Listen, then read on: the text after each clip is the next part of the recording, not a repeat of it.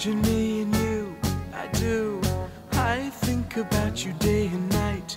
It's only right to think about the girl you love and hold her tight. So happy together. If I should call you up. Welcome, everyone, to another episode of the Medfield College Film Society. I'm Jeff Crawford. I'm joined, as always, by my wonderful society members up in the mountains of Western North Carolina. We have Mr. Andy Brown. Andy, how you doing tonight? Jeff Crawford, long time no talk. It's so Tell me about it. good to hear your voice and be here with you tonight. I couldn't agree more. We made it back from Camelot. Yes. From the realms of outer space. That was an adventure. No. I have a feeling tonight's movie can't be worse than that one. It's probably going to be a new low, or all-time low, I hope. Down to the muggy climes of Central Florida, Mr. Michael Crawford. How's that swamp ride going? I keep going. I'm trying to rope drop swamp ride every day, but there's still construction still ongoing. I thought they'd make it for the 50th, but still Magic no Band ride. stick hut for the Magic Band. Just waiting to be used. Lightning lane for swamp ride. That's right. Down to Buzz City, Mr. Robert McSwain. Did you ever hear of Buzz City before they just claimed that? Was that something you called your town? All the How's it time. going? Yeah.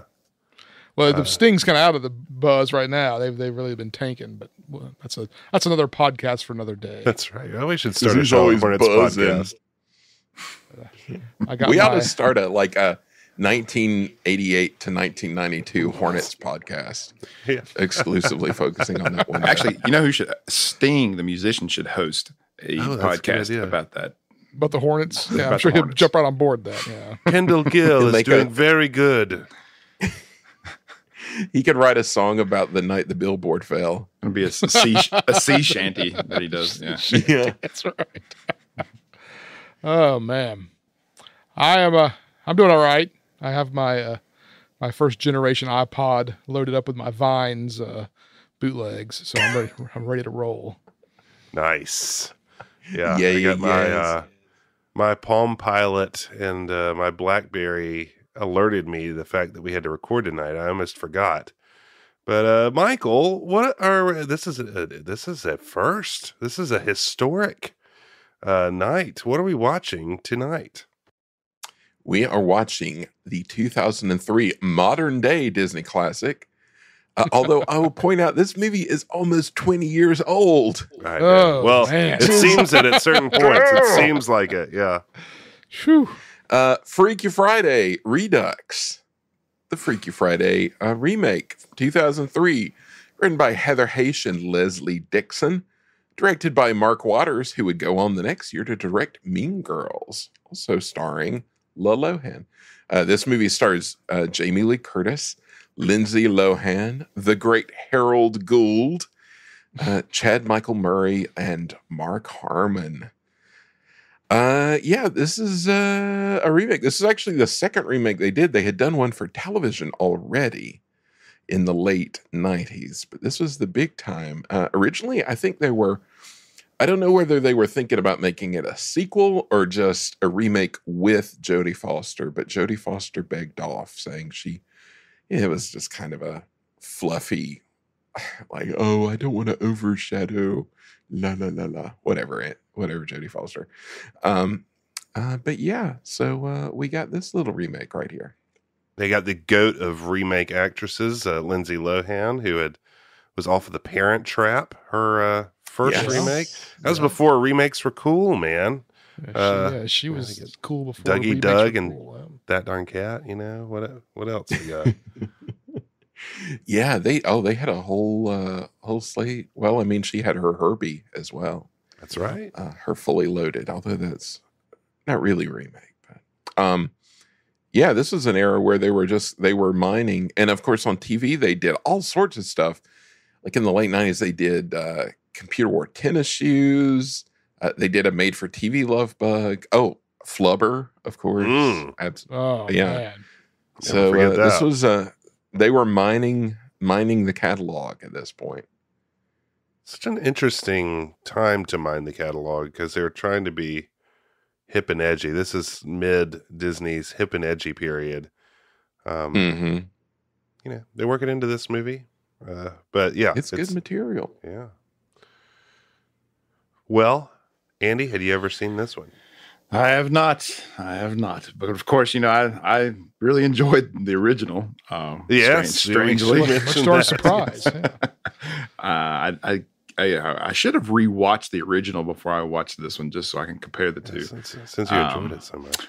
Yeah, I cannot say I enjoyed this one. I mean, it wasn't horrible. It's no, what's that horrible movie we just watched? Camelot, Astronaut Man, whatever. Close enough. Camelot Astronaut Man.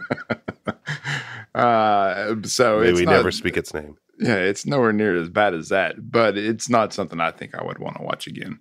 I don't think it has the charm of the first movie. So you're liking the first movie better than Yep. the okay. I am. Interesting. There's things I don't know. I think there was I don't know. The other one just felt better to me, and I don't know. It's hard to describe, but I think we'll probably figure it out by the time we get to the end of this episode. You But I just continue to amaze, Andy. Yeah. Let me ask you this: does anybody else get Mark Harmon confused? To me, he's like the poor man's Mark Summers, and I always get those two guys mixed up. I mean, Mark I could Harmon see and Mark Summers. Huh? Mark Yeah, I Harmon can see could it. host Double Dare, I think. Oh yeah. And no one would notice.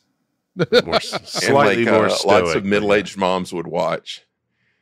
All of a sudden, Well, maybe they could have Mark Summers do the obstacle course, and Mark Harmon ask the questions. Or let Mark Summers be on NCIS and see what happens there. Yeah, I can see it. Well, with all that said, there's a lot to work on, but I guess we should talk about this movie. Robert, you're up first. Take us into the world of 2003's redo of Freaky Friday.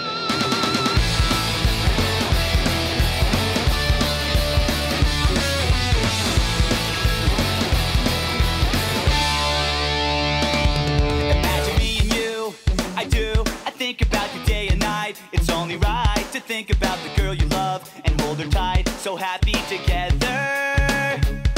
If I could call you up, invest a dime, and you say you belong to me, and ease my mind, imagine how the world could be so very fine, so happy together. We open to the straight up Walt Disney Pictures logo and 80s sound cue. What's this we hear? The opening credits is the 1967 hit Happy Together by the Turtles, with imagery of mother and daughter paintings and compliments that complement the lyrics of the song. Imagine me and you, and I think about you day and night. It's okay, you know the rest of it.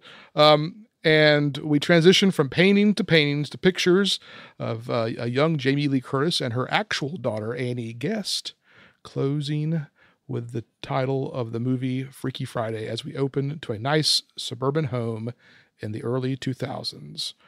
And we're getting off to a good start, I feel.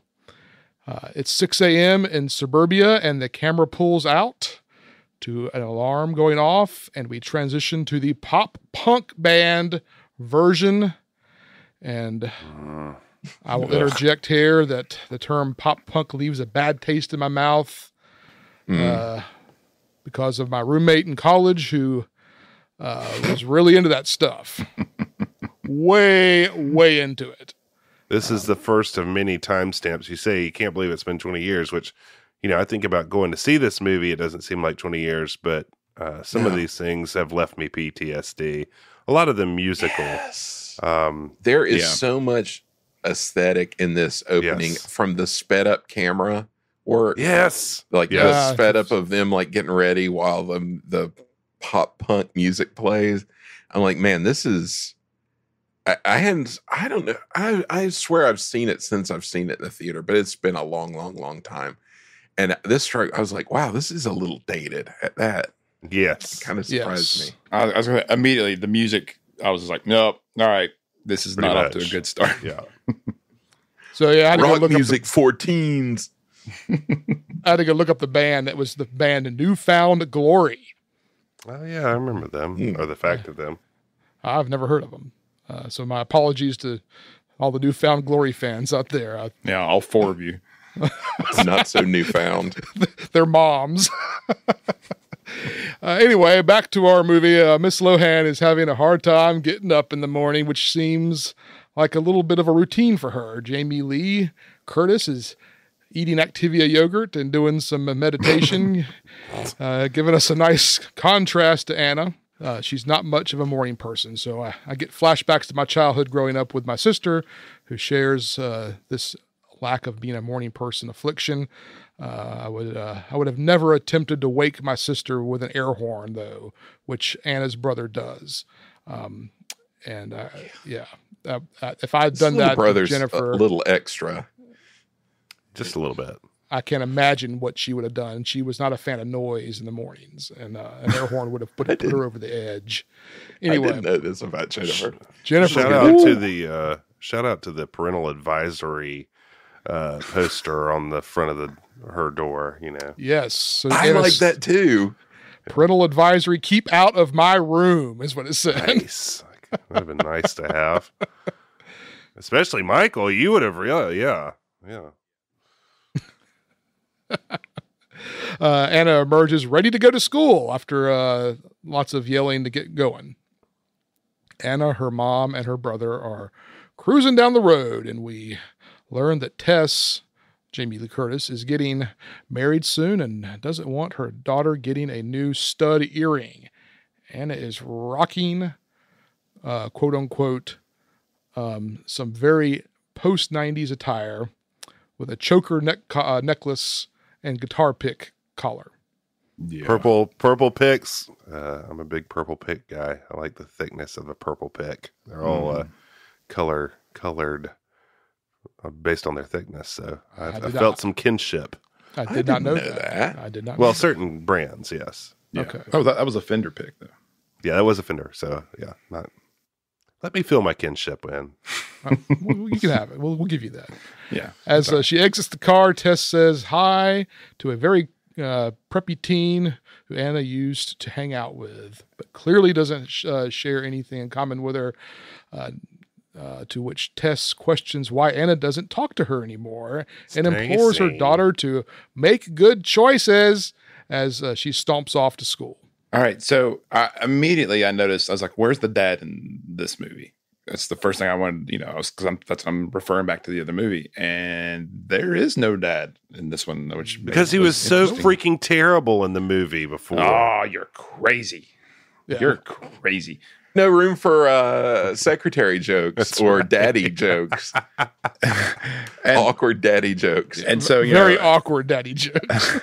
So Lohan, her name's Anna in this one. And then the other one, she was Annabelle, if I remember correctly. That's correct. Yes. And then it was the mom, they just called her Mrs. Andrews in the original. She's Tess. Was she Tess? Okay. Just want to make sure. But she's Tess Coleman in this one. Just a different name. We'll trust Andy's memory on this. Yeah. Yeah. This is my favorite movie. Don't get it wrong. But, it's funny to think as we'll get into this more, but I think Jamie Lee Curtis does great. It would have been interesting to think about Jodie Foster and Lindsay Lohan and what that would have been like. I don't. Yeah, right. Oh, boy. Like its predecessor that we previously reviewed, they both take place in Southern California, Freaky Friday, Southern California. And Anna bumps into a rival girl rocking the same undersized, form-fitting T-shirt with an embroidered guitar on it, and does the sensible thing and turns it inside out to, look different. And that concludes Act 1. Oh, wait, I'm sorry. That concludes our character setups. So our characters are Mom, who's a put-together professional woman who likes preppy girls. She has a brother who's annoying, more on him later. And Anna, who is just a pop music loving, something or another, and just hangs around with like-minded young ladies who wear plaid. There's our characters. Just then Anna's love interest does this weird thing where he walks in slow motion as Anna ogles him, only to have him keep on walking by in slow motion. So we do some comparison and counterpoint kind of cuts back and forth to show the differing personalities, we cut to Tess, who gives us a PSA on texting and driving, while she pulls in through the outdoor and runs over her tires, destroying her tires while she's trying to use her Palm Pilot while she drives. Yeah. Got too many balls in the air, man. Burning too many candles. We cut back to Anna, who flunks her paper on 1984 and takes a swipe at bald men as she confronts her teacher. The great Stephen Tobolowsky. This lands her in detention for the first time. Back at Tess's office, I like the clipboard, the detention clipboard. You have to wear around your neck to get a Yeah. The shame. That's crap. And I don't think it was her first time because she seemed pretty comfortable going in there. Yeah. I gotta say too, my favorite actress in this movie was the detention teacher. Yeah. Unbelievable. A very security guard at Walt Disney World vibe going on. Like, who is this person? Like, is it like somebody's like mom? I don't know. I have to look it up. Got that meatloaf sandwich. Yeah, the actress's name is Lou Elrod. Lou Elrod. L-U. That is a perfect name for her. That sounds like a security guard. Lou Elrod, yeah. She was just the principal at the school. Oh that my they were... gosh! All right, I'm sorry. I'm looking at her IMDb right Please, now. Guess yeah. who guess what movie? Yeah, I'm not even gonna make you guess. She is the coffee shop waitress in The Big Lebowski when she tells him, "Sorry, keep it down." And John Goodman is Walter's going off. That's her. This is a family establishment. Yes. Wow. He didn't watch his buddies, die face down in the mud. The Supreme Court Holy upheld prior moly. restraint.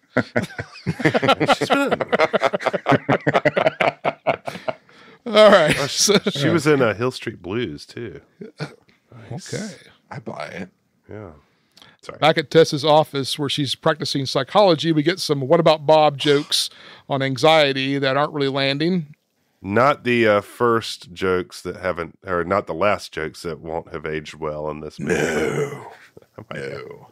In gym class, it's slow motion time again, and Anna is attempting volleyball, spiking the ball into her rival Stacy's head, landing her back in detention.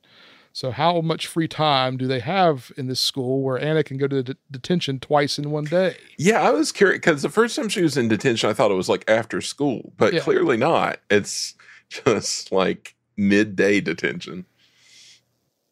Tess is doing her grocery shopping while she counsels clients on the phone. I'm getting the impression that Tess isn't very good at her job at this point because it just doesn't seem like a good idea. Multiple times in this movie, I thought Tess should lose her license to practice. Yeah. On her way out of the detention, Anna shares her love for the hives. And we're gonna have a lot more. Red flag number 2. Yeah, we're gonna have a lot of red flags.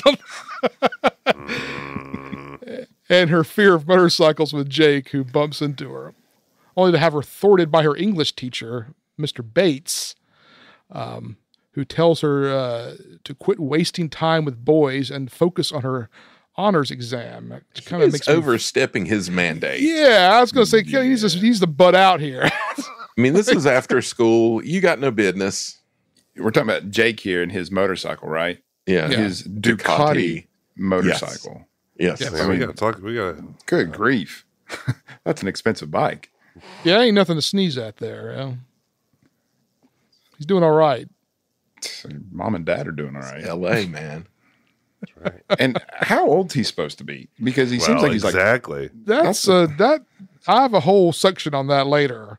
Okay. Stay tuned. Stay tuned. There's discussion about it, but I was very confused at the age. I was also confused when they said that Anna was 15. I was like, really? I don't know about. All right. Back at the house, her brother's playing the drums on her guitar. I would kill this kid. Oh my gosh. That's death sentence right there. An egregious offense and worthy of a behind whooping. He gets what's coming to him. After chasing him around the house, storms into the garage where her band is waiting, plugging in her Telecaster. Yep. I believe she mentions that she plays the Telecaster. I don't know enough about guitars. I didn't look like a Telecaster. Chris, would you grab my black Les Paul? Okay. Yeah. It was. I paused it and I wanted to make sure. I was like, yep, that was a Telecaster. How about that band layer, man? That's a nice band on. layer. Nice. Yeah. Nice microphones. I mean, they're using that Shure Beta 58s. Yeah, I ain't Only messing around. Beta 58 for life. LA, man. Traded in their Ducati. Yeah. That's right. Better than those little, cheapo microphones. These guys have got the good stuff. So Tess arrives to find Harry's underwear tied around his head. This kid, man. I guess I'd call it a suitable punishment. Poindexter. Grandpa Howard Gould arrives along with more kids Harry's age and Tess's fiance Mark Harmon. I see a disaster about to happen. Hey, I think I do Harold Gould like this, man. They done him dirty. It's like, Yeah. you're old. Go. Yeah. So That's- two things though. I think it should have been John Aston as the grandpa. I think that would have been a much better. Yeah. And then second, who were the kids that came with him? I don't know. Yeah, I wondered that That is too. I thought they're like more cousins or something showing up for I this. brought thing. my posse. Just But yeah, kids. it's like Jeff said, the one note on his character is old. Yeah. Be old and confused. Old Harold Gould.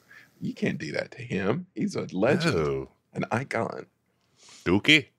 That's right. I forgot he was in the Sting. Oh, Not the- classic. Not the singer, but the movie. Not the podcast about the Charlotte Hornets. Yeah, not the podcast about the Charlotte Hornets. Hosted by Sting. With all the noise and commotion going on, Tess does the passive-aggressive move of flipping the breakers off in the garage, killing the power. Again, how hard is it just to say, hey, it's 6 p.m., time to wrap it up, kids? Why do you have to just... Chump move. Yeah, come on, man. The band gets their first gig when the Wango Tango something or another fell through. So they're playing the House of Blues on, you guessed it, Friday during Tess's rehearsal dinner. Everybody's dream. Yep. House of Blues audition. Jeff, the you've two- played the House of Blues, haven't you? Hob. Yep. Yeah. Is it the place? I mean, did it bring back Yeah, memories when you said The crowd was just as large. Yes. And into For it. the Battle of the Bands. Sorry. I'm jumping ahead. Oh, man. Again, Harry is being awful, wearing Anna's bra and reading her diary. Which I want to go back real quick. Okay. First of all, the band van was a sweet Ford that's Aerostar. nice. yes, Yes. it was. Smoking exhaust, which I thought was a nice touch. Really, it struck a nerve Had there. the one door of a different color. Yeah. It was really good. Yeah, stickers all over it. It needed like an exposed rim and school bus yellow or something. Yeah. I love this character too. There's there's like the lead singer and then there's the other guitar player. She's like, I don't know, like a pre-goth kind of figure. She wears all All I could black think all of the time. was that in high school, I would have had just a mad crush on this rhythm guitar player. Right. Oh, She has Peg. the kind was of her name, Winona Peg. Ryder, post Winona Ryder thing Yes, going on. I would have been gaga. But it really cracked me up when she was like, well, I'll just talk to my mom. And she said, aren't you the maid of horror or something? Yeah. Oh, you know what? She could have been Blackbeard's bride in Now we're talking. in the Blackbeard's ghost movie. Yeah. All right. Maid of horror. Okay. All right. And then they have the mute bass player with a fro. Which, great. Yeah. Great cast. Doughy, Yeah, the bass doughy player was a white guy real with a dude. fro. He had the that was we'll get into him later too. I thought the dark-haired girl was playing bass at first, which would have even completed my high school fantasy even more. That would have been proper. Yeah. yeah, like the Just to Breeders. have it. But no. They didn't need the bass player. Yeah. She could have been the bass player for sure. They got to have a bass player though. We'll find that out later too. You can't go without one. I mean, but Anna shreds, by the way. I have to go back and Mhm. say that too. Yeah. Shreds. How is Lohan? I read the Lohan did a lot of practice in the months leading up to shooting. How is her pantomime? I think except for the solo, it's pretty good, right, Andy? It's all right. I mean, she's no Marty McFly. Right. Well, he set the bar. I mean, it's Yeah. Yeah, and Tess cuts her off mid shred too. Yeah, that's is even that is more. weak. Come on, Yeah. man, that's her moment. I mean, way to make your kids hate you. You know, I mean, it's especially as You're a a shrink for crying out loud. Come on. all right. So Harry's got her bra on and he's reading her diary. Way to go, Harry. Gross. This kid really, he needs wrong someone with to this really guy? jerk him around here. So I'm a younger brother, and if I did my fair share of obnoxiousness to my not morning person sister, but it never crossed my mind to go this far. Yeah, ever. I can't. Just imagining you doing this to Jennifer. Yes, that would be No. a thing. That would be the last thing. Well, my parents would have killed me for starters. Jennifer would have come after me too, but my parents would have stepped in and said, "Dude, what are you doing? What are you doing? What's wrong with you?" what's the matter? Smacked What's you the in the back matter, of the you? head. My parents are Italian, right? Again, Tess doing the passive aggressive move of taking Anna's door off her bedroom to punish her. And how did she do it so fast? Yeah, I wondered that too because it was just gone. I was like, Privacy. when did Chases you her let that brother out of the done? room and finds her door gone, and So I at this point, I'm just kind of like not feeling Tess at all. Like her character's really getting on my nerves at this point. But I don't get what had she done to which removing the door was. Oh, she got the call about detention. Yeah, I it guess. was- Yeah, yeah. I don't But know. why is that? But Yeah, why does that warrant It's not like she- removing a door? like It's not like she was in there like smoking pot or something. right, yeah, Yeah. something that's a that good requires an open door monitoring. Yeah. That's true. So after Tess and Anna air their grievances, Tess mocks her daughter's taste in men, and then they go to the Chinese restaurant, House of Chang, for dinner. Oh boy! As soon as I saw the Chinese thing, I was like, "Oh, of course it would be Chinese woo woo that makes all this happen." The whole mystic oriental bit is even 20 years ago. Yikes, man. Yes. Yeah, big time. The gratuitous gong usage Yes. during all of it. ding ding ding ding ding ding boing. I mean, It's, my husband's been doing that the whole time. And the sort Really? of Asianized guitar music. They needed that 15 15 second Disney Plus warning on this one. If I we're thought gonna that go for some of too. the other stuff, come on. I thought going clearly on they here? didn't watch it, or they would have put some kind of something on it because man alive. It is rough. And rough. we've got Keiko O'Brien, freaking Yes. Rosalind Chow, Yeah, as Pepe. Rosalind Chow, you are better. I am surprised she did this. Actually, Yeah. surprised she did this because she's awesome, and Pepe is beneath her. and of course the stereotypical Asian mother. Yes, yeah, yes. all tiger mom. Mystic Dragon Lady. Right. Oh So boy. as Anna broaches the topic of House of Blues gig, Tess flips out and drags her daughter to the corner of the House of Chang, while the waitresses witness her and her mother fighting. I would go to this restaurant though. This restaurant is awesome. Oh, for sure. Yeah, I got a Yes. hanker.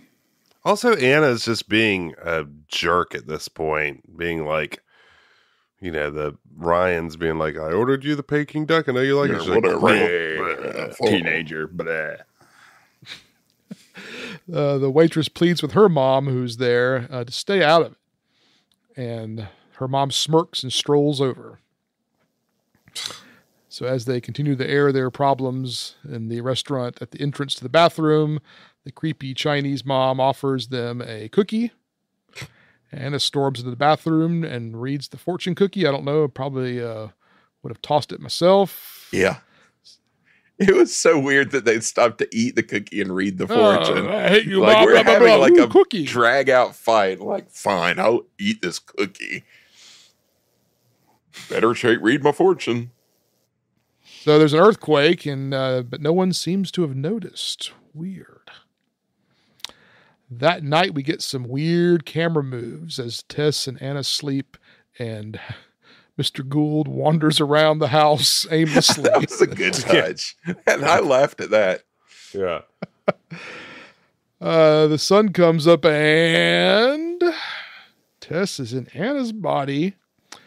Okay, so I think the original, we just made it clear that from here on out, Lohan is now Tess, and Curtis is now Anna. Using a first-person camera and some weird close-up body camera shots. All up in her business. But Tess is running through the house trying to make sense of it all. Well, wait. First she sees herself in this picture frame that's in Anna's room. This picture frame is decorated with three things: dolphins, French flags, and banjos. Interesting. Banjos, huh?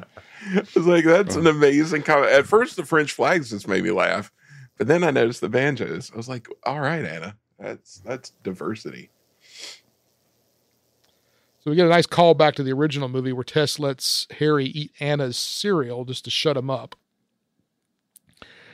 Tess confronts Anna, and the hilarity ensues. After some back and forth antics and physical comedy, we're treated to Gould running out of the house yelling "earthquake," which reminds Tess and Anna about the House of Chang earthquake moment. The only thing that I remember about this movie when it was in theaters or when it was advertised was Jamie Lee Curtis saying that "I'm old" thing. Yes. Yeah. That was in everything. Yeah. There's also it's a funny line when I can't remember which of them. I guess someone asked Jamie Lee Curtis, "Are you sick?" She says, "I hope so." That's a good line. But can I just say, once they switch, Lohan and Jamie Lee Curtis are great. Yes, I agree. Oh, so They both good. really do hit So it out the good. park. So after putting the puzzle together, they agree to proceed with the day as each other. Anna will be a therapist, which basically means just say, "How do you feel about that?" As the patient talks. Yes. This is Tessa's plan to go through their day like normal. And it is insane. Why do you not drive? Because they realize it was some strange Asian voodoo, unquote, that did this. Why don't they go? They're like, "Oh, we'll meet up at lunch and go to the restaurant." No. Go to the restaurant Go to the restaurant now. I think I'll go to school and you go practice as a psychiatrist, see my patients. No, that's crazy. Yeah. So Tessa's going to go breeze through Anna's high school curriculum. And as they get dressed, Anna walks off, flashing a nice whale tail to Harry. Ugh, I didn't like that. Yeah. And on that note, we wrap up Act 1.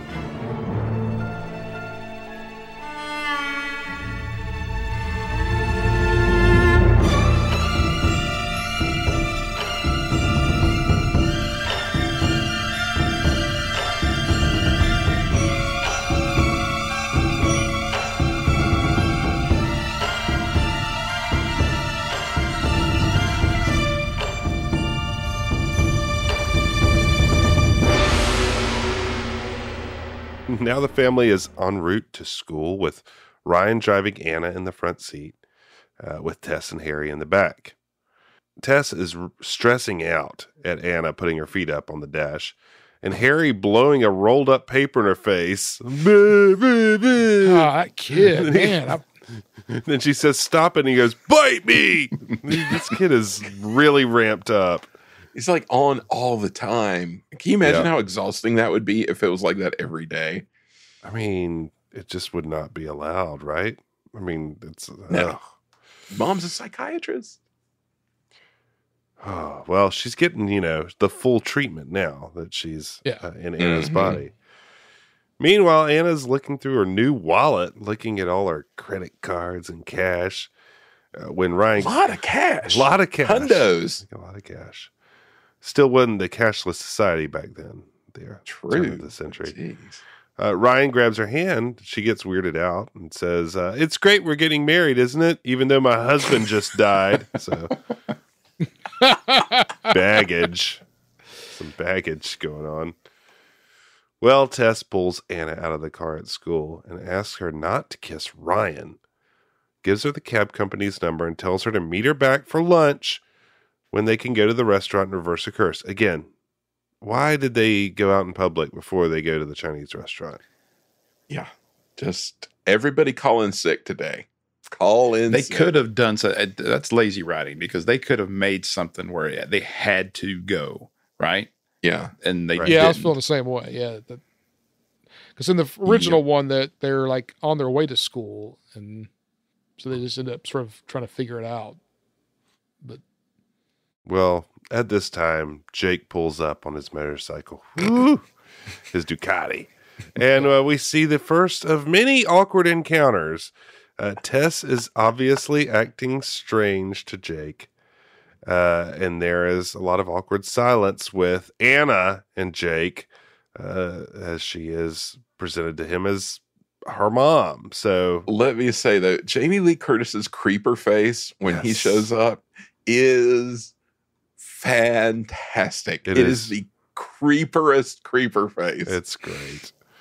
Really funny, they're really, like we said, they knock it out of the park, but their affects are so completely dialed in to the other ones. It's really great.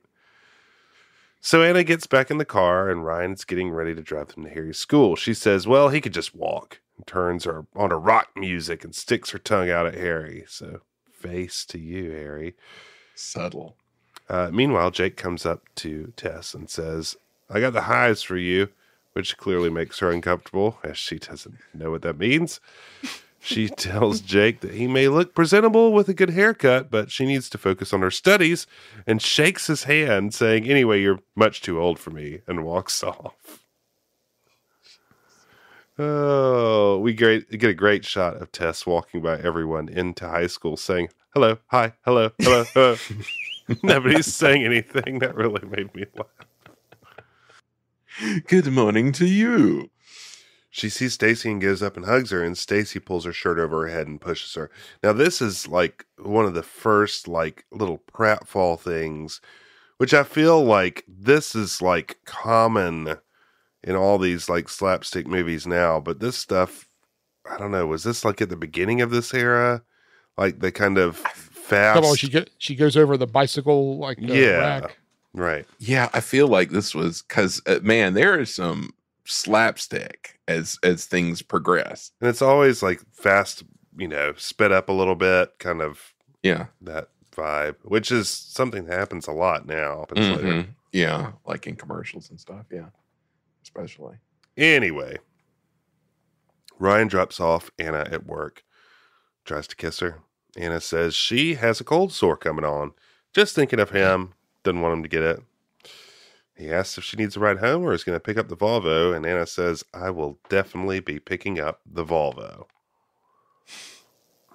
Kids, they love the Volvos. That got me excited because I was like, oh, maybe we're going to get a car chase scene later in this movie. Kind of. And Oh, yeah. Not like.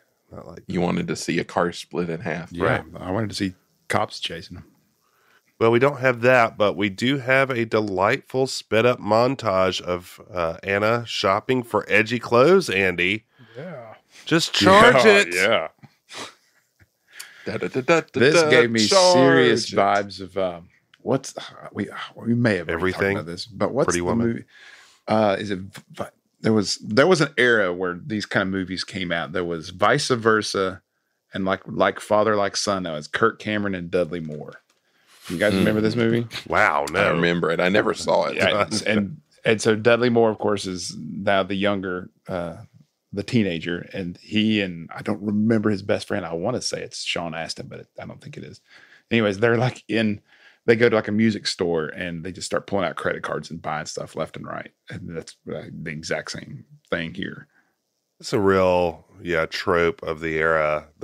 It is like a very 80s fantasy, though. Yeah, to yeah. like go spend a ton of money. That's what I was- like grown up money.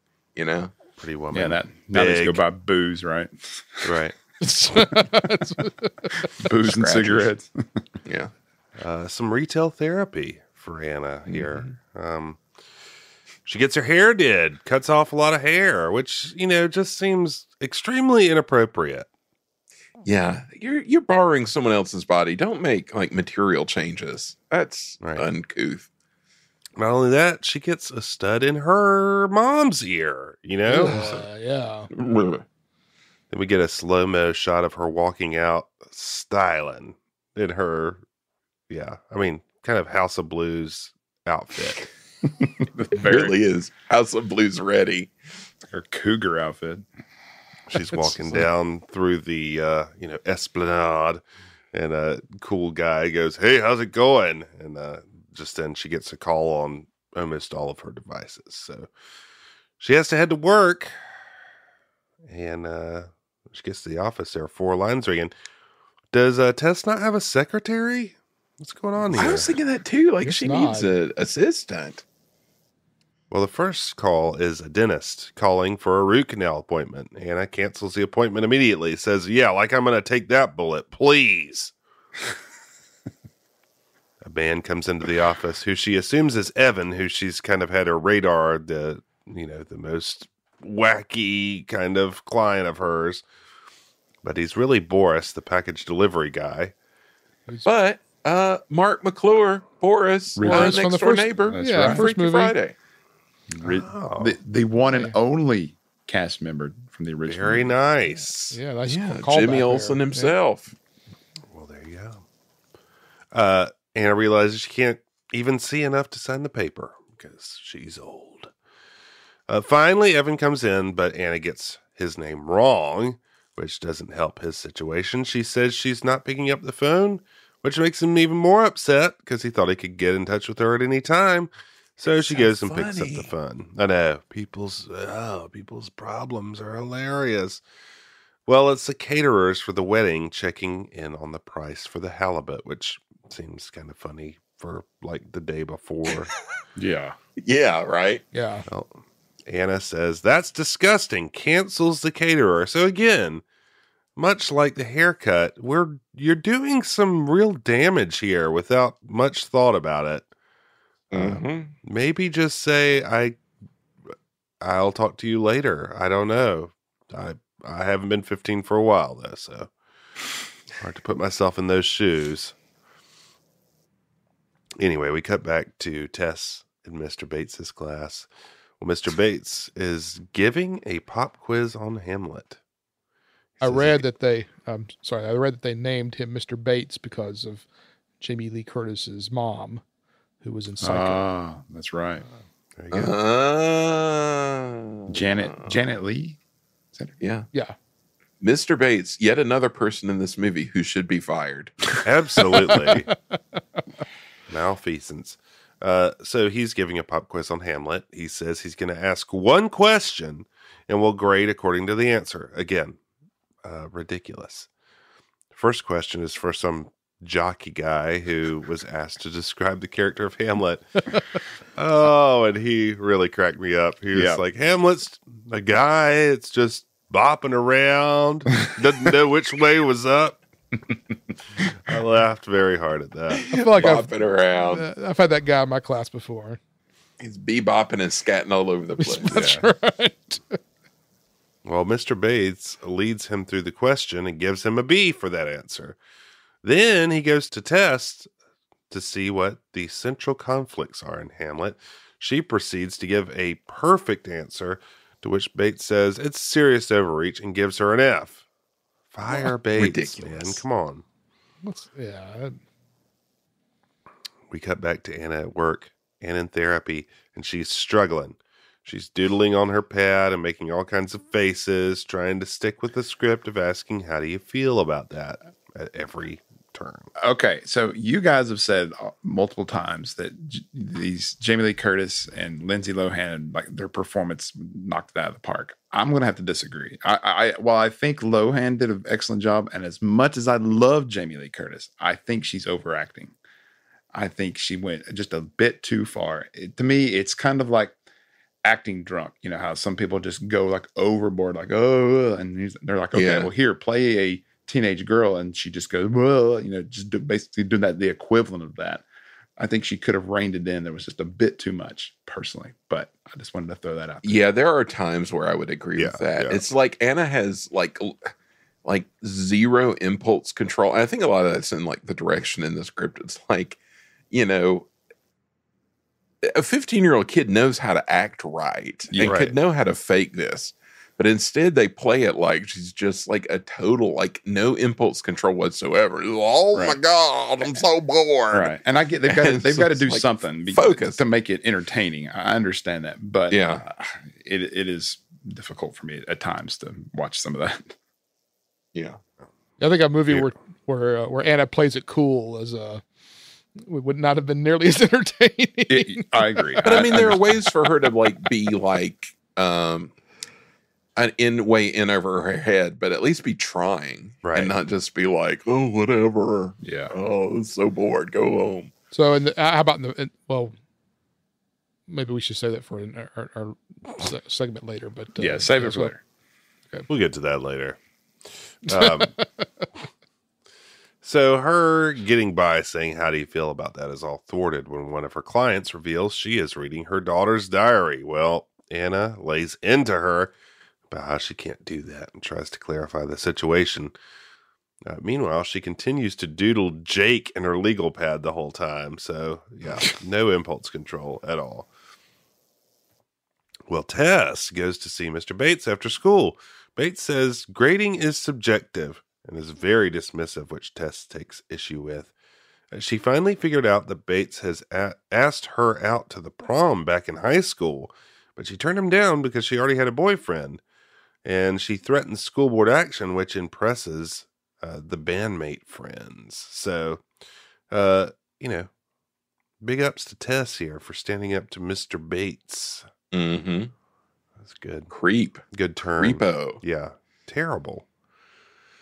Well, her bandmates ask if she's talked to her mom. She says her mom won't let her because it's her special night, which infuriates the girls and maybe causes Tess the slightest bit of second thoughts, you know? Walk a mile in somebody else's shoes. Uh-huh. Perhaps. There's a couple of things in this scene that I really love. One is when they're coming down the stairs at the first. Tess is like, her friend has kind of like a midriff, slightly bearing shirt. And she's like reaching over and like pulling it down and just like trying to fix it. That was really funny. And the other is, this is a line that I quote all the time. I had forgotten it was actually from this movie. I say this pretty often. I had totally forgotten it was from this movie, but the dark-haired friend says like, "Oh, she's ruining your life," and Tess says, "You are the culprit." It's such a funny read from Lohan, and I remember thinking that was real funny when the movie came out. So I will often say, "You are the culprit." That's pretty good stuff. Well, she goes out to the road to wait for Anna, and Anna comes flying down the road in the Volvo. Tess is furious to see her, and there are like sirens and like car alarms going off too. Yeah, like, that's weird. She comes, she like power drifts like into the corner. Around that corner. Yeah. Tess is furious to see her in her new digs with the new hair and the Volvo, the new clothes. She says, "Get out of the car and let me drive." Well, unfortunately, she doesn't have her permit, so Anna gets to keep the wheel. Next, we cut to the Volvo careening down the interstate. Again, a ridiculous, but kind of comical thing of the fact that she would drive and just like go 80 miles an hour swerving and being extremely dangerous. Yeah. Well, Tess is heated, says all the clothes going back tomorrow. Anna says, "Come on, you look great." To which Tess replies, "You look like Stevie Nicks." And Anna says, "Who is he?" Which really was funny. That's a great. I love that I look like Stevie Nicks. I think Anna would know who Stevie Nicks was. Yeah, definitely. Myself, but maybe not. I don't know. You're in a But it's band with funny guys. You're gonna know who line. Stevie Nicks is. So. Well, next, Tess discovers that Anna is eating fries and is furious about that as well. She says, "You can't eat fast food. It will drop through your throat and directly into my thighs," which is a little disturbing. Yeah, I don't need that visual. Tess realizes that she can eat the fries without any consequence. Starts to have some saying she can hear the Hallelujah chorus, which is weird. She's enjoying those fries way too much. Yeah. She is into those fries. Just have some fries, Tess. I mean, come on. More She says something like it's the first fries she's had in like 8 years or something. 8 years. Yeah, correct. 8 years. Yeah. 8 years sober on fries. Right. Come on. Eat your fried chip. You're wound a little too tight. I thought you're not eating any French fries. Well, and if this was really, she should have had fries in her hand the rest of the time, like. Oh, that would have been a Easter funny egg. gag. Yeah. That would have been funny. It was like always have like a shake or Right. something. Yeah. Just everything. Like a piece of pizza. It's like yeah. Well, the two arrive at the restaurant and have words for Pepe, the hostess. Pepe realizes her mom has thrown the switcheroo on them and calls for her. And the mom comes out and immediately turns around and tries to leave, which also made me laugh. That kind of sheepish. Whoops. They have heated words in Chinese and play it down to Tess and Anna. But unfortunately, nothing can be done, even if they wanted to. Only Tess and Anna can fix it by making the fortune come true. They have to find the answer in each other. Boom. Pepe, right. At least Pepe offers 10% off catering. Tess says, "We already have a caterer," to which Anna says, "Well, actually, No. fire the caterer." So That's when the they're gong should have hit. The gong. Right. Actually, I fired the caterer. Gong. You did what? You gong. The two leave fairly dejected, and Tessa's personal planner goes off, reminding her she has a parent-teacher conference with Harry. So Anna rushes to Harry's school, where Harry's teacher says he's a sweet boy, but having trouble with bullies. Anna says the kid needs to toughen up. It's character building. Again. I mean, Come on. on. Making your mom look like a complete psycho. Right. Teacher says Harry's having trouble applying himself. Anna says that's okay, just hold him back. Teacher then shows Anna a paper that Harry wrote about who he most admired. Who was What? her? I'm not buying that at Nope. all. No. No that way. no way in the world does that kid write that paper. Did seem like a stretch. No way his cursive is that good either. No way. Yeah, you know Good that kid's got point. sloppy handwriting. Well, Anna is touched and goes to talk to Harry. Harry was embarrassed. She saw it. Says, "Don't tell Anna. We have too much fun fighting." What a I st- think the Harry's kind of animosity for Anna is total and complete. There would not be, Yes. this is fun, we should do this, but that's No. just me. Well, back at Anna's school, Tess tries to make up with Stacy yet again as they move into a test. Tess asks, "Why does this have to be World War III?" We have the detention teacher, again, asking everyone to sit down. A great line. "Come on, everybody, sit down." Stacy asks Tess to sit with her. Back at home, Ryan sees Anna's new look, and he is digging it. He tries to kiss her, and she does a flip over the couch. Another little slapstick Just moment. A Bizarre. great move Yeah. from her. Really Jamie great. Lee Curtis. Ryan has a surprise for her. Takes her on the Dottie Robinson show. Doesn't tell her, just shows up. Turns out Let me tell you, that is not cool. not cool That at is- all. Nope. Taking somebody in their street clothes and throwing them onto a TV set, No. not a good move. No. So is this where Grandpa just sort of like wanders out of nowhere again in this scene? Always. He just sort of just kind of meanders out of like the closet. Yeah. Well, because he goes with them to the Dottie show. See, but if that had been John Aston, that'd have been great. I mean, that'd have just been hilarious and on brand. If he was just like for wandering John Aston. around aimlessly. Yeah. He's just so weird and creepy anyways. It'd just be great if he just pop out of a closet and there he is. But yeah, why would Ryan? How does he get the slot for her on the show? Yeah, I know. Oh, just a spot opened up. Yeah, just checking the schedule over there at the TV studio. What's he do? Yeah, do we ever find out what he does? Yeah, I don't know. Nope. I don't remember. Illuminati.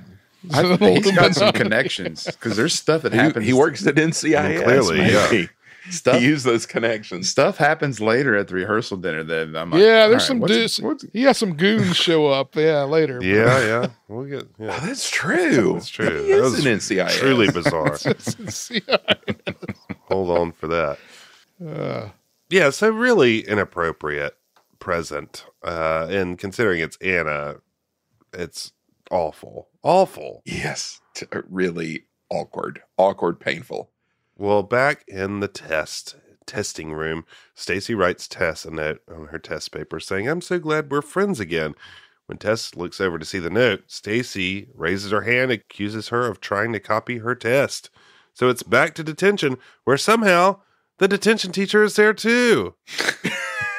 Maybe they're twins. Could be. Or maybe they're like clones.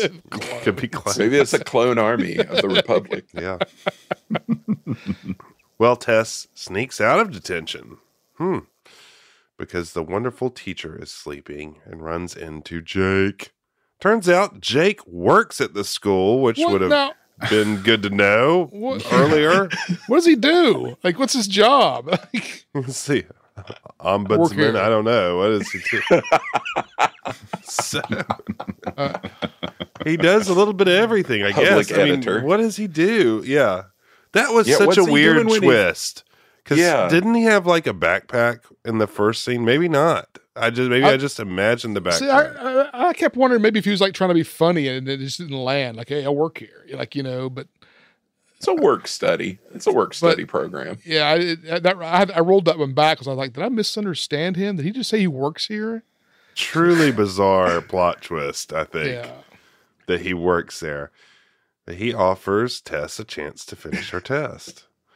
Now he takes her to an office where the tests are being stored on the other side of the teacher's lounge, and I died Yeah, at the this was teacher's pretty lounge. funny. It was really funny. There's like this floor-to-ceiling picture of a beach, some bizarre thing on the TV.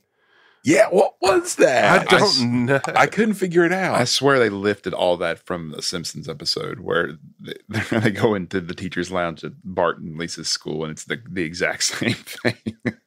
Teacher's lounge in my Yeah. elementary school was just full of cigarette smoke yeah. and bad attitudes. I love it's the ultimate like burnout teacher Yes. And nobody's looking at them at all. One guy's doing a jigsaw puzzle, which also cracked me up. room. Jake finds Tess's test, and Tess is actually impressed by what Jake is doing for her. So, Stand up guy. I might add that it's all illegal at this point. Yeah. Back on the TV set, Dottie shows up saying, "I love your book. I actually read this one." And this whole thing caused me anxiety, just imagining. Yes. It's just, not funny. The show starts, and although Dottie's pretty funny, the show starts and Tess is fumbling, trying to figure out what to say about a book she does nothing about. It's like a nightmare. Dottie asks her what got her interested in the physical and mental exhaustion in those of us who are no longer 20. We're tired most of the time.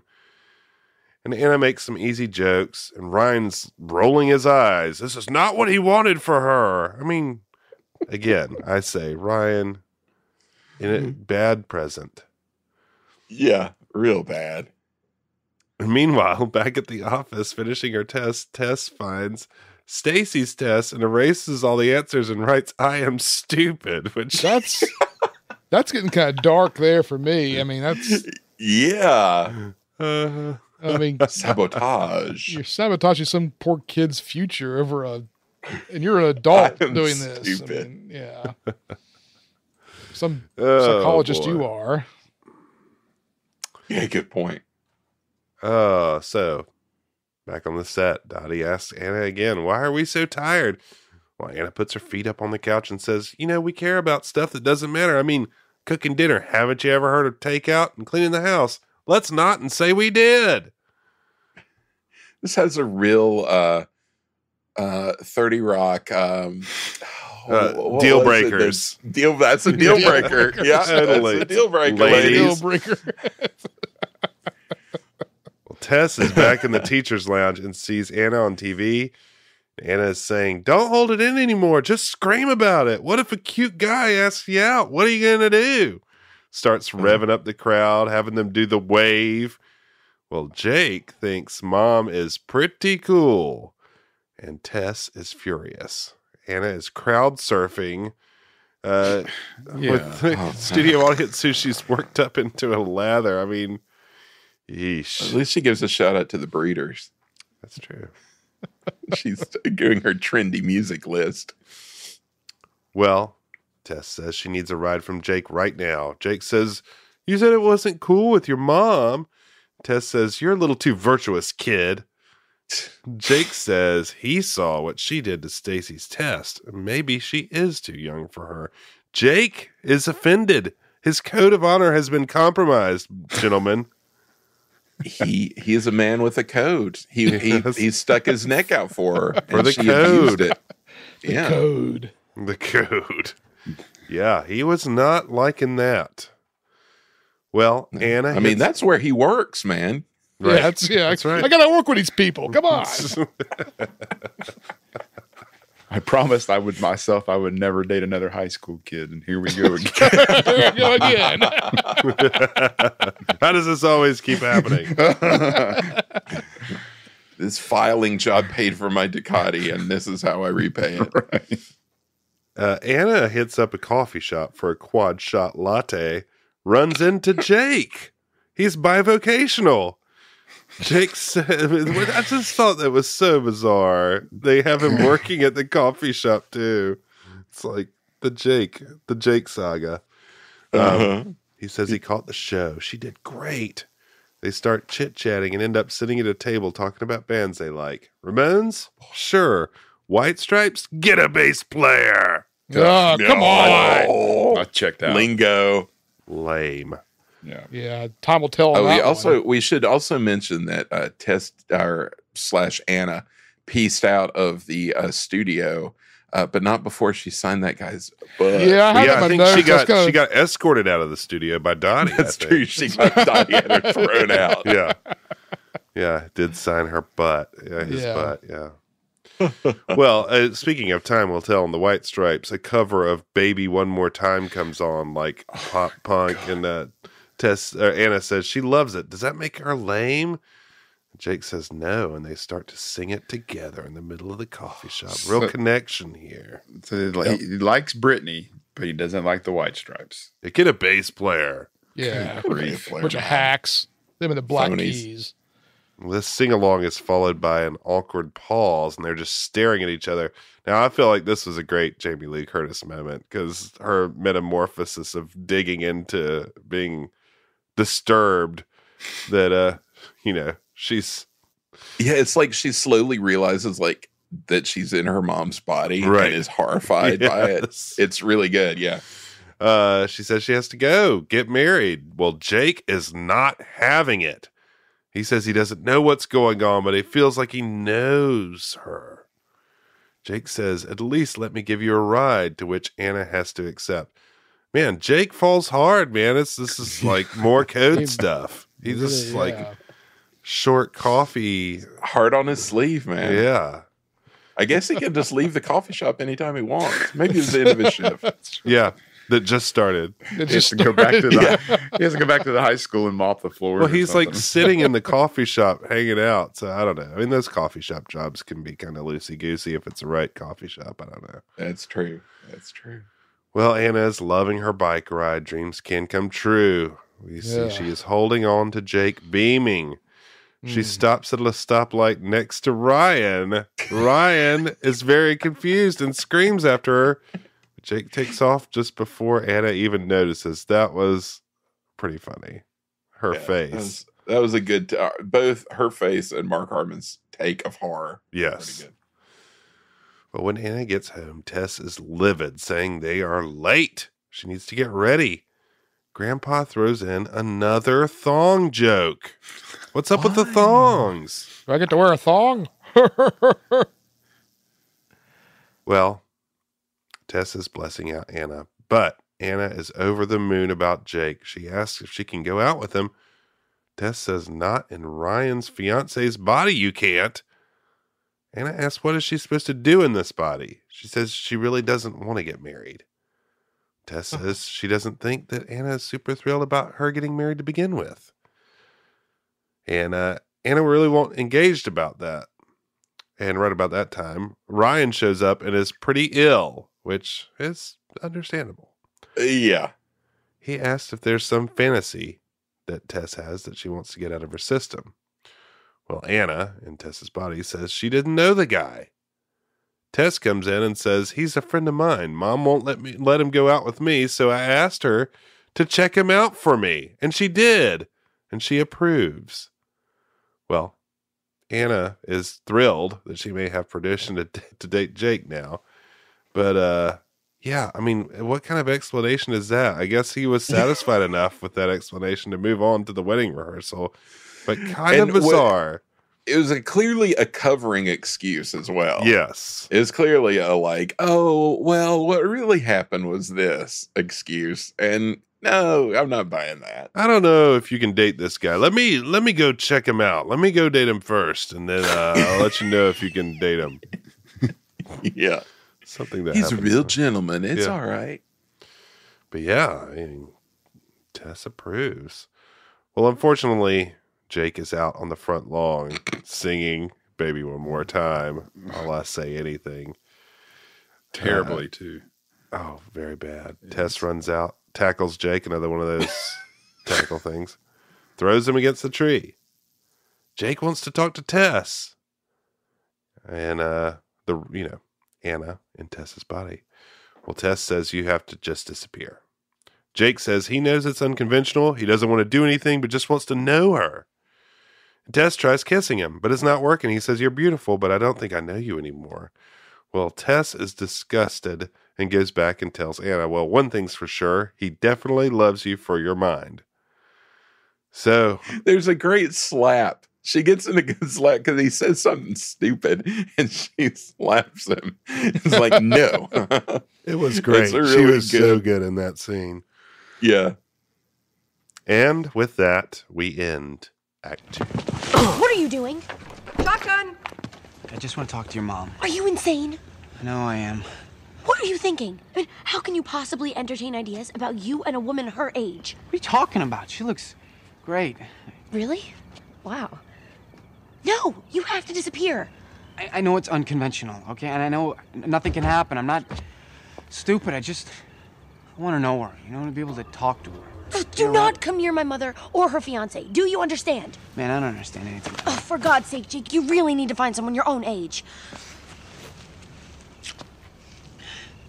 Anna, you're beautiful, okay? But you're not her. Stop it! Promise you'll leave my mother alone. Ugh.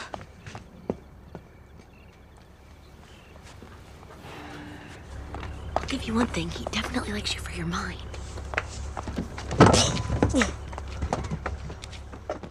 So we find ourselves at the wedding reception, which is kind of like the South Seas Club, to be honest. I don't know what this place is. It's got a definite South Seas Club vibe.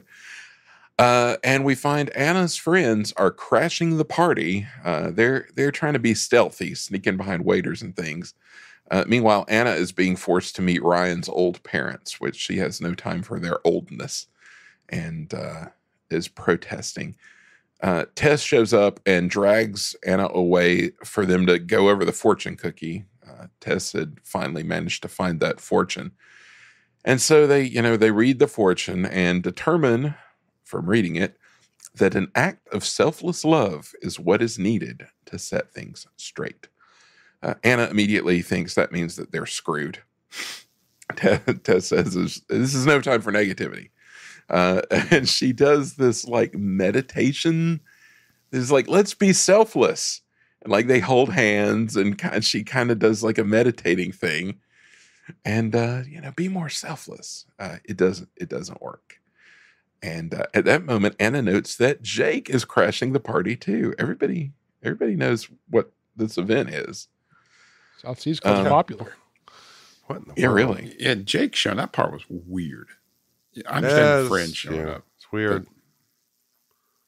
Yeah, Jake is going just taking this just a little too far. While Anna is distracted, Tess is kidnapped by Anna's friends, who basically like taken her, like put a hood over her head, and they're trying to sneak her out to go to the House of Blues. They say all you have to do is down the block. Of course it is. All you have to do is like sneak out. Nobody will notice you're gone for like however long, and then you come back. And Tess tries to talk her way out of it, knowing that, I mean, not only does she not want to, but she can't play the guitar or do it. But the friends brought some duct tape, and her protests don't exactly work. They brandish their duct tape. Meanwhile, Anna is hiding behind the bar, hiding from Jake. We get another quality pratfall as she drags Jake behind the bar. She like grabs his feet and pulls him out from under him and drags him behind the bar.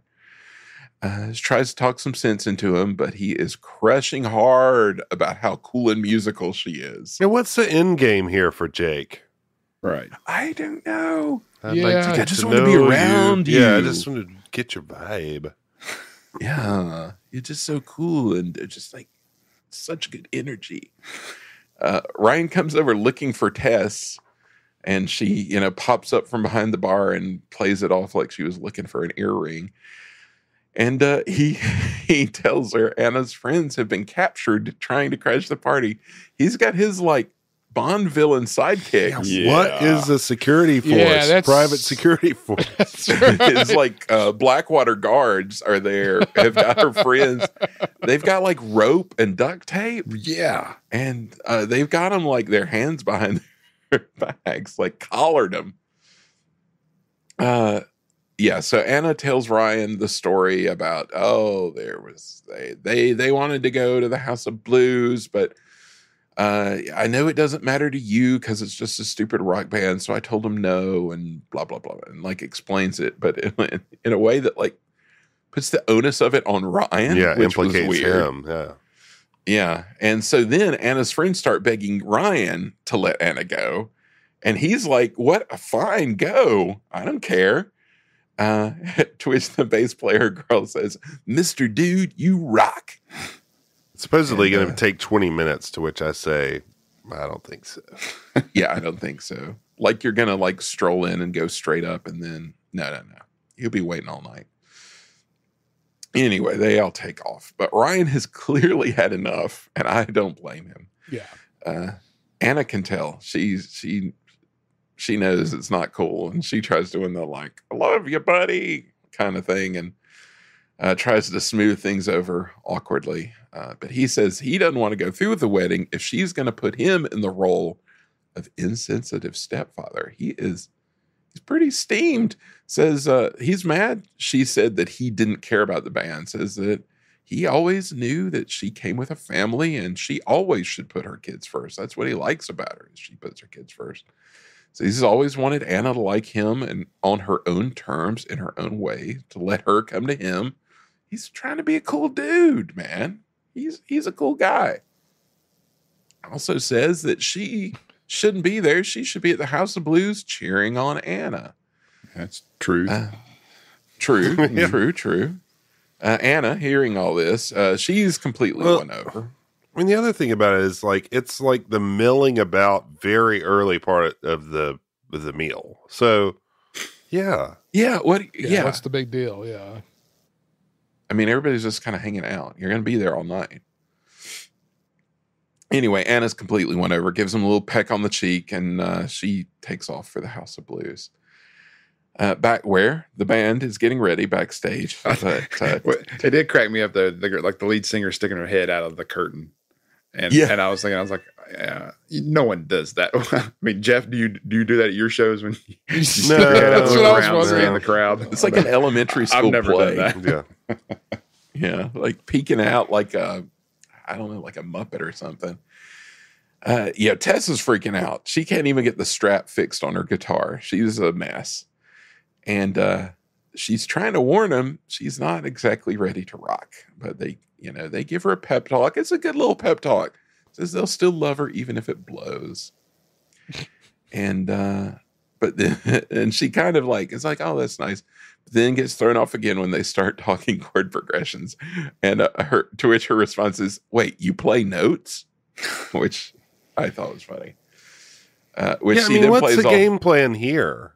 I know. What's I think at some point do they not like pick up on the fact that something's off here? This is not just a Like, oh, something's what's really wrong off. with you? Well, they just think she's like nervous, and they're like, no, yeah, even if you're not your best, it'll be fine. But yeah, she does not know how to play guitar or even. I mean, again, it's the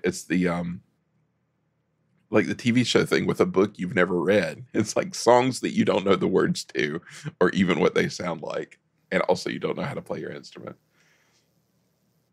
So it's a panic. But yeah, she says you play notes. Then she plays it off by saying, I just thought we could play in the key of rock. Ridiculous. Oh, which is it's a great key.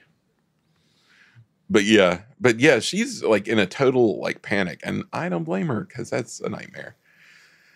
Anna comes booking into the club and is immediately accosted by Jake, who's everywhere. Well, that Ducati, he man. gets around quick in that bike. That's true.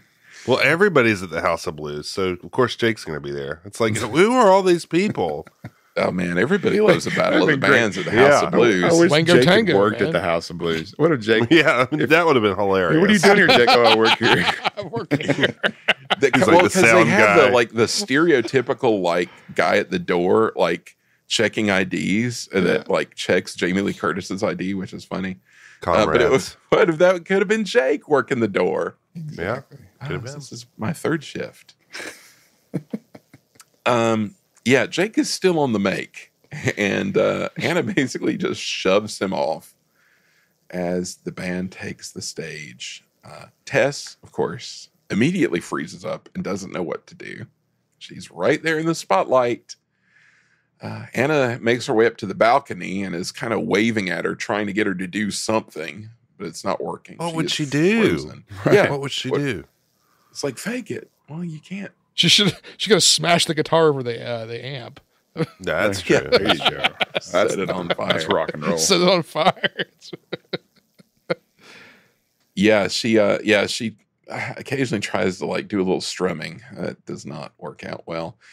All the band members are giving her stink eye hard as she's kind of like backing up, like she's gonna flee the stage. She, like backs out of the spot, is just kind of backing away, and everybody's like staring at her. She works her way back up to the mic, and then she notices Jake making his way through the crowd. Good Lord, man. It's like a Terminator. His persistent fellow. It's like the Terminator. Sarah Connor. Dun, dun, dun, dun, dun, dun, dun, dun. Something about you, your vibe. I just want to be around you. Yeah. Come with me. How if do you want to feel about live. the white stripes? They need a Baby, bass one more player. time. Need a bass player. Now we're doing McBain now. The goggles, they do nothing. My eyes. Oh yeah. So Jake really spooks her. That makes her take off, and she runs backstage, runs into Anna, who says no, she's got to go back out on stage. Says she's unplugged Tess's guitar, so all she has to do is fake playing. Which I don't know how well that would work, but whatever. Tess says, "Oh, I can't even do that." And Anna's like, "Well, have you never been to a rock concert?" And she's like, "Yeah, I saw the Stones once." And so Anna says, "Well, go out there and act like Keith," which of course Tess doesn't know who she's talking about. And You know who Keith is, but no Stevie Nicks is. yeah, right.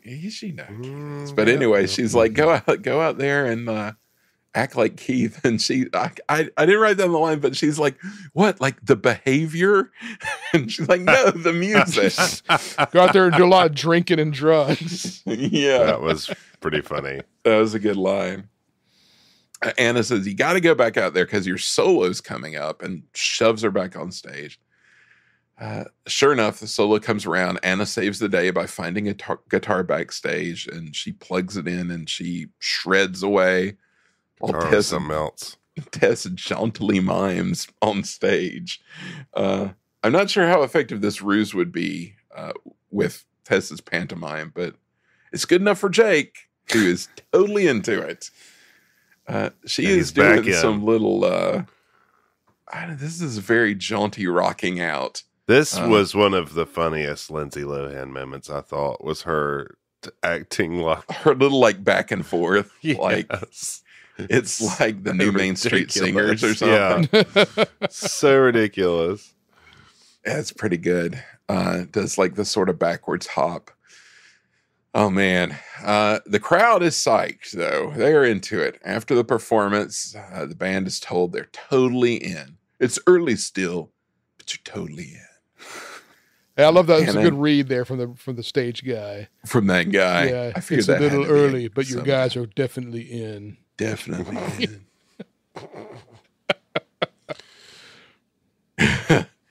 Anna and Tess have a moment. Tess admits, your music is so exciting. And she now realizes how much guts it takes to perform. Which, yeah. Then they both kind of realize Ryan's back waiting at the South Seas Club, and so everybody takes off.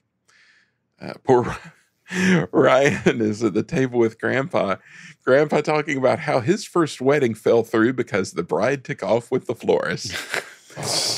To which Ryan responds, "Don't make me hurt you." Now we know that Ryan could really hurt him. Yeah, he's that's what I'm saying. the Goon Squad. Yeah. He's got the muscle. His muscle. Yet another character with this dark, seedy underbelly that we just don't get to see. I think the sequel, could be like him taking Jake under his wing because Jake is so all over the place, Yeah. Exactly. Jake's already working for him. We don't know. That's true. Well, he's got eyes on everything because he's got all the different jobs. So the girls show up, and Tess sees Ryan from across the room, and she kind of freaks out and has a little moment. She tells Anna that, she needs her to do her a favor. Says, clearly we're not switching back tonight. I need you to tell Ryan that we've got to postpone the wedding. Says that she can tell that Anna isn't ready for Tess to marry Ryan, and she can wait.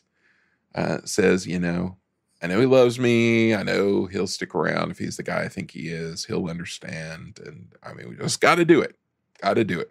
So go. Smart plan. Smart plan. An little actual plan. Little late. Little late. Yeah. So she's like, do it before all the toasts start, which is also savvy. Anna says, I know exactly what to say, and goes off to talk to Ryan.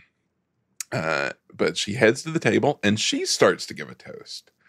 She gives a really nice toast about how they had a loss in their family, but then Ryan showed up and everybody could tell that Tess was finally happy again, but Tess was worried about what Anna and Harry would feel.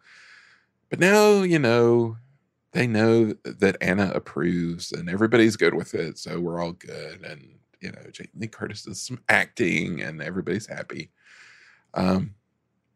This apparently does the trick for the mystic Oriental magic. And the earthquake and gong attack hits again. Everybody gets shaken up to the sound of mystical gongs. And sure enough, Tess and Anna, back in their bodies, they check out their business, and it's all there. All is well. Anna finishes up her toast in her own body. And we cut away to the wedding where everything has gone successfully. Apparently, the Chinese caterers were able to put everything together in less than a day, too. Because they're there. Very efficient. Yeah, pay. It's a huge restaurant, so, maybe it's not a problem. Yeah. That's true. Maybe they just keep things on tap all the time because this is like a common situation that they go through. It seems to be this is probably not the first time this has happened, judging from how Pepe behaves. Tess and Anna have a little moment out there before Anna notices that Jake is lurking nearby, as he seems to do often. And she goes and talks to him. He says he feels stupid. Yesterday was freaky. Everybody was off their game yesterday. Something was in the air. He'd like to rewind the whole thing and start again.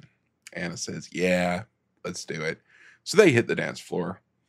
And they're having a little chat. Jake gives away the fact that Tess had kissed him in Anna's body. And so Anna's like, mm-hmm. And she uses that as an opportunity to play the old, well, show me again how that went card. So the music plays while they smooch. And Tess and Ryan get in a little smooching too. Everybody's happy. Off to the side, Harry is eyeballing a girl who is standing by the dance floor. Grandpa's pushing him to ask her to dance, but Harry's like, no, blah, blah, blah, no. And Grandpa says, youth is wasted on the young. In my day, blah, blah, blah, blah, blah. And Harry says, shut up, you old fart. No, be quiet, you old fart. Gosh. Man, golly. They're brutal. I hated that. They're starting to quibble about whatever. When the old Chinese lady comes swooping in with her little tray of fortune cookies. Keeps them on hand just in case. Fortune cookie. Stay in your lane. And of course, everybody loves fortune cookies apparently because they're like, okay. Before they can eat them though, good old Pepe comes flying in and tackles them both and gets a real something reaction shot when she's got those fortune cookies in her hands. Like, oh yeah. She is excited to have those fortune cookies back. They could have made it like even more a blurt, or overtly like racist, and just like had to come do like some kung fu move to take it from her. Like kick it out of their hand. Or like grab a platter or something and throw it across the tent and like knock it out of their hands. Yeah. With a zoom camera. Ding, ding, ding, ding, ding, ding, ding. Yeah, exactly. It's pretty racist as it was, though. Yeah. I mean, Yeah. Okay. right. Oh, Keiko O'Brien, why you do this? Anyway, we go off to the credits. It's the credits. We got Lindsay and the band playing us out from the dance floor. Ugh. They're rocking out. They rock their way to the freeze frame. And the end.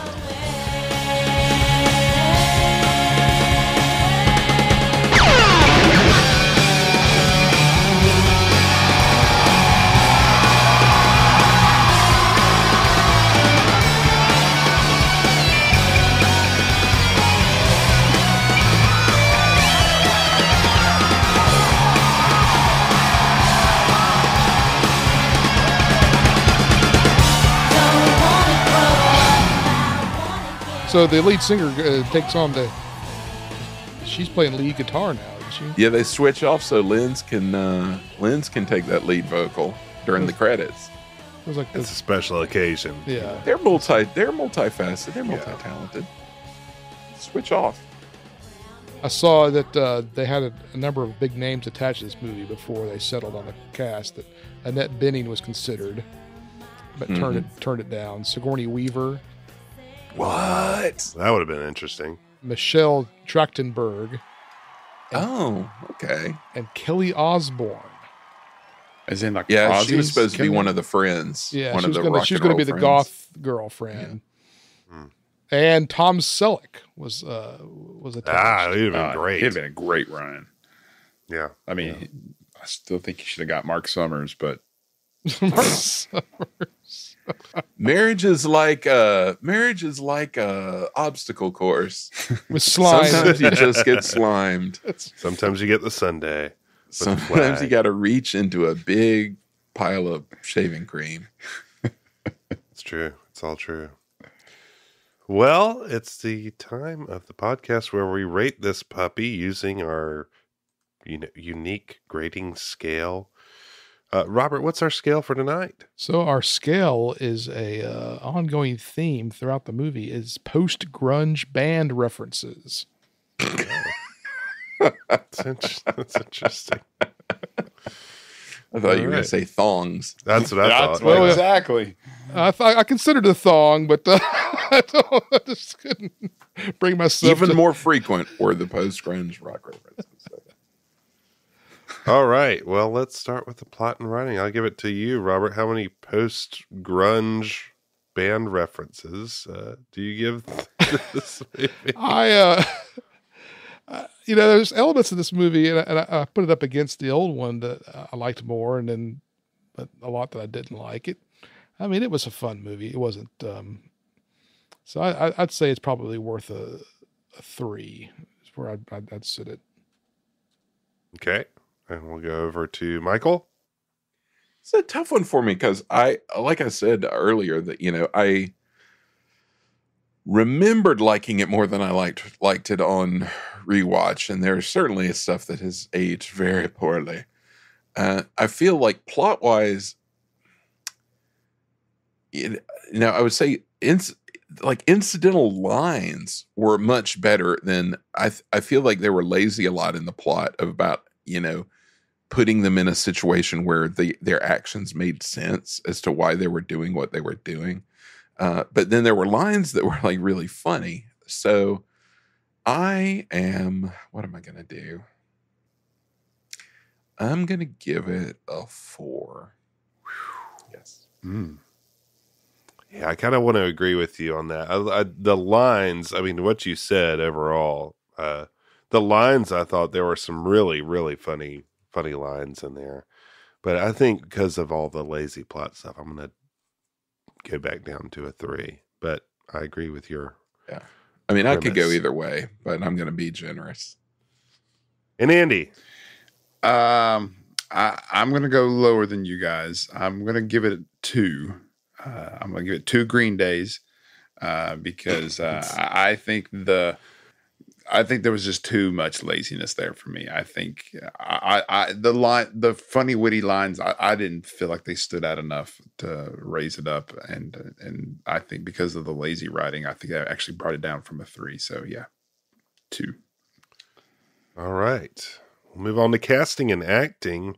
I'll throw this to Michael first. How many Lincoln Parks do you give this one?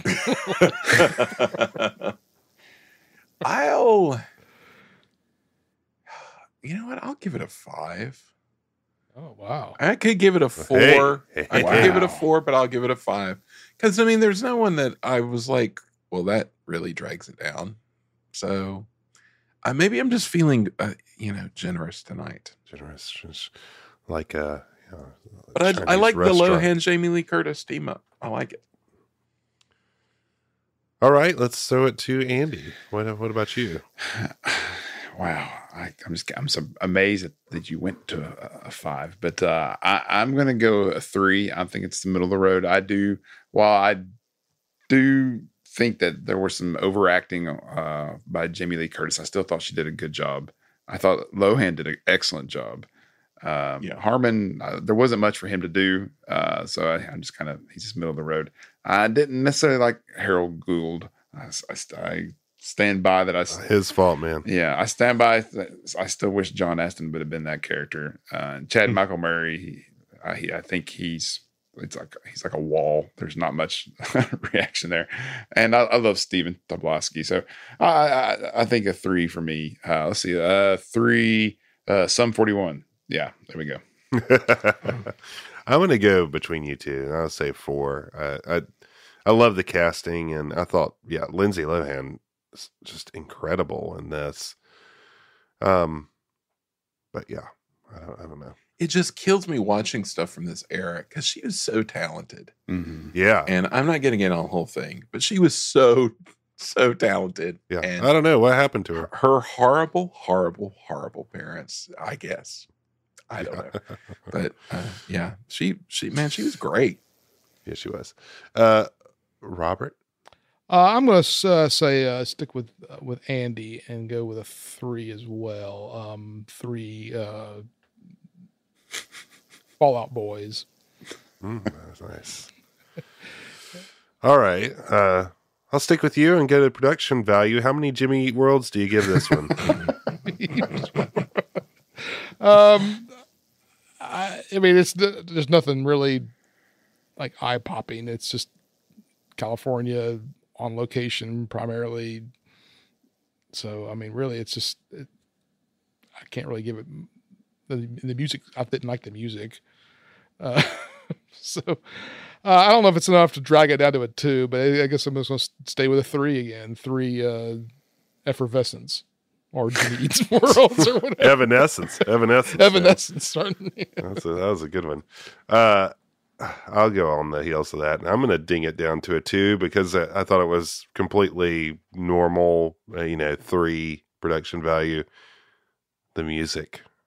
Just because I got a bone to pick. I'm going to drop it down to a 2, even though Oh, no, yeah, you might be talking me into a important to the 2 plot. now because but Out of spite. I'll stay with a 3. All right.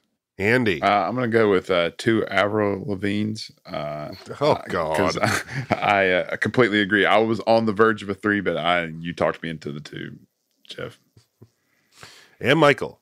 I'll give it a 3. Yeah. I mean, it's just there wasn't a car chase. I'll tell you that. Exactly. Nothing burger.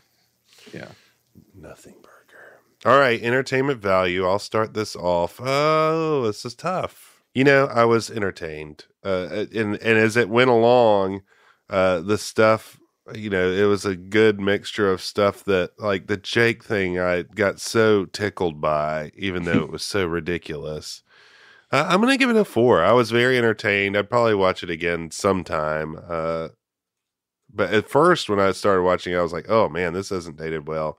But then I kind of got into it. So I enjoyed the viewing of it. So I'll give my Sum 41 a 4. And we'll throw it to Michael. I'll give it a 4 too. A 4 as well. At the start, I was like, man, this is rougher than I remembered. But once they switch, even though they go too far at times post switch, it's pretty entertaining throughout once that happens. So I'll give it 4. Not listening to the radio and hiding in my room listening to Elliott Smith. Elliott Smith counts, man. That counts. Robert. Yeah. I didn't listen to this stuff. It was I was entertained. Yeah. There was no moment where I was just like, I want to get this over with. And I think that would qualify it for a 3 if I felt that way. So I think I'd go up to a 4 on the entertainment value. 4 PODs. Oh, God. Oh, payment upon death. That was painful to remember. My roommate was way into them. That is too bad. It was way too bad. What a terrible time. What a terrible time it was. Andy, we're going to let you have the last word here. It's not the original to me. I will stand by it. I will actually argue that I think the original is a better movie, even with its creepiness. But I don't think it was as bad of a 2. I can't give it a 4. So I could see why people like this movie. I don't think I personally would watch this movie again. But if it was on and my kids were watching, I'd sit down and I wouldn't leave the room probably. So because of that, I'm going to give it 3 Limp Biscuits. It didn't have that mouth popping guy as the band leader. Right. So That's that true. Said automatically. Yeah. It is weird to watch something so modern in this context. It felt very strange. Yeah. Because all the stuff has been so old. But let's plug this into the computer that wore tennis shoes and see what we got. Robert, how many? I didn't even think about this. How many? I've run out of them. What else is there? Queens of the Stone Age. No. How many queens? No, that didn't count. Stained. There we go. How many stains do we give this? Good Charlotte. That's another. Very good, Charlotte. Good Charlotte. This is interesting. We have it comes at number 18. It is ahead of Freaky Friday Revisited at 19. It had a 3.25. Our revisit of Freaky Friday came in at 2.88. The original Freaky Friday came in at 2.8 flat. So it's well ahead of the original. well ahead. There you go. Sounded, it was pretty close. Well, It does sound pretty close. 3.25 and a 2.88. I mean, I guess it's I misunderstood you what you said before. Okay. Well, you've heard it. Michael, did Leonard Maltin say anything about Freaky Friday? A very brief write up in his little movie book, just middle of the road, gave it 3 stars, called it good fun with top notch performances by Curtis and Lohan as the mixed up duo. And that's all he said. Well, so he gave it the same score that we did, basically. yeah. Think about it. Yeah, so Andy clearly prefers the original. Guys, what did you all think? What, original or remake? You know, I kind of wavered on this because at times I thought this was better, and then I didn't. Like I thought back at the original, and the whole water skiing thing was just that. I just felt dumb to me, and I like the whole band aspect of that sort of being the catalyst. That was a better plot point than water skiing, but I think at the end of the day, I'm going to go with the original too. Yeah. I mean, I just don't. The original feels so sleazy to me. Like, I don't know. Yeah. Is it because it's the so 70s? grimy. It's mean, the 70s thing. I can't get over. yeah. Just everything has that just like gooey covering to it. Gross. And it's like this one had like jokes, and the other one had. I mean, I can see the appeal of the other one. The other one had like, it was a very Disney 70s movie in that it had big stuff happen. Like there were these huge set pieces, which this did not have. So this was like a much smaller movie, and that it didn't have all these like huge comedic set pieces. But like a lot of that stuff in the first movie just exhausted me. Yes. Well, Like you think about the time when like all the like delivery people are coming, and it's like overwhelming the mom and or Annabelle in her mom's body, and Annabelle and her brother. I mean, I thought that relationship was so much stronger in the original. I will give you that. That's true. I mean, I they will set it give up you much that. nicer because he's like a sort of a goody two shoes, and she's a slob, and it gets on her nerves. But they don't like fight. Like they're not like duking it out. They just Right. But he really admires her. I mean, so that was believable to me. I think to have that. I will give you that. That was much better handled. And the other thing I think though is in the original, you really one of the tensions is Annabelle and her mother. It's like you wouldn't be able to manage. You couldn't get through a day in my shoes, and they didn't really play into that in this one. I mean, in the original, she has like the field hockey and the marching band and the water skiing and all these things. And this one, it was just school and her band, and that was it. And I don't know, you just didn't. I didn't feel that tension as much. You're making a good point. Well, and then the mom had all the household stuff she had to do, Right. and like all the stuff she had to do. And in this one, she just had to go to her office and like deal with these crazy people. So Right. I know you're making. I mean, you're making good points. Oh yeah, I wish she wouldn't have been a psychologist, because that was a whole just opportunity to make fun of mental health. Yes. Stuff, like all that stuff is it Like would have make been her a better if business she'd- person, so she Right. has to deal with It would've been a like lot better. jerky people at the office or whatever. Yeah.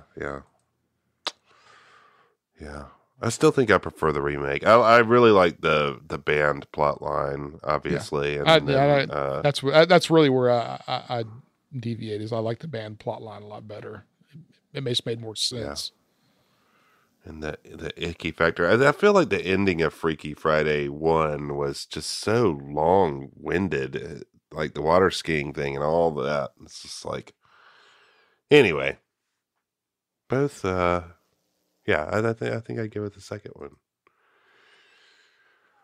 Well, anything else to say before we close the door on this? Before we watch the other Freaky Friday? They didn't even have the. It just again shows how low key this one was compared to the other one. they didn't have the psychedelic body swap thing. Yeah, like they even needed that was that. done Right. in their sleep. They didn't even do that. So it's like we don't even have special effects at all. Right. Yeah. Just an earthquake.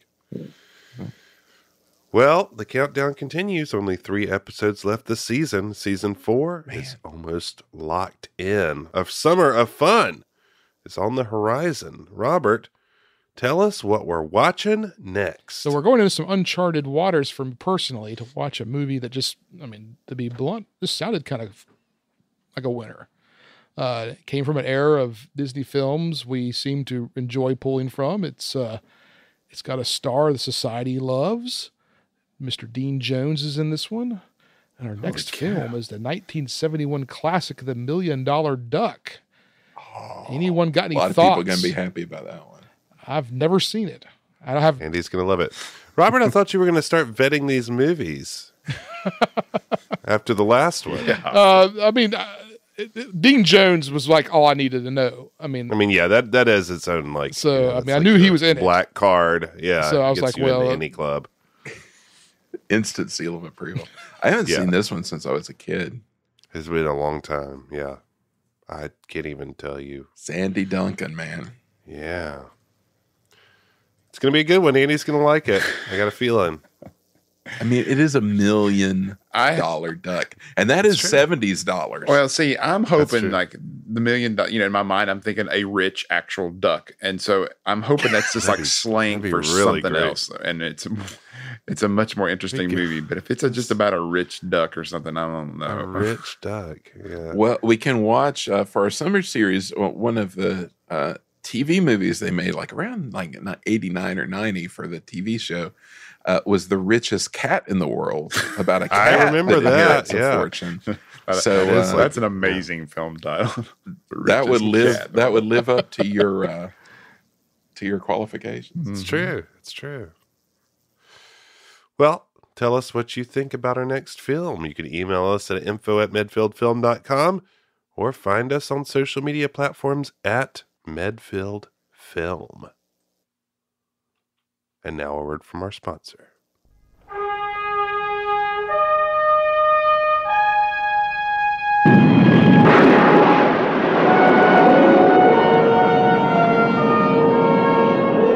Mission Control, what is it? What's wrong? I was hoping you could tell me. He's alive. He lost an arm, 2 legs, and 1 eye, but he's alive. I'm not sure he'd want to live if he can't be the man he was. What if he could be more than the man he was?